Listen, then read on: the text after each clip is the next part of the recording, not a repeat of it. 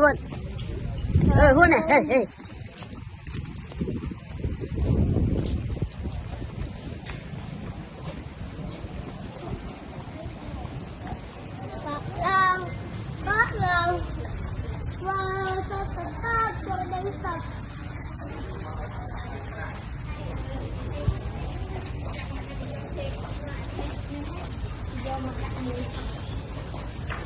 Good.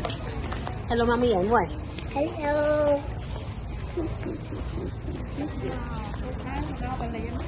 À, tại lai tôi phải liên hay chăng tên á, vụ thầy dậy mới chăng tên thơ mấy, chăng cái kẻ, chăng chi dân thao mẹ.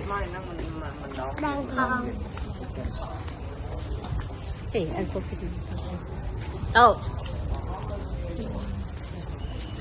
À, phần lưng bán sân là chầm cái kia, chơi tôi phải lên thọt ao.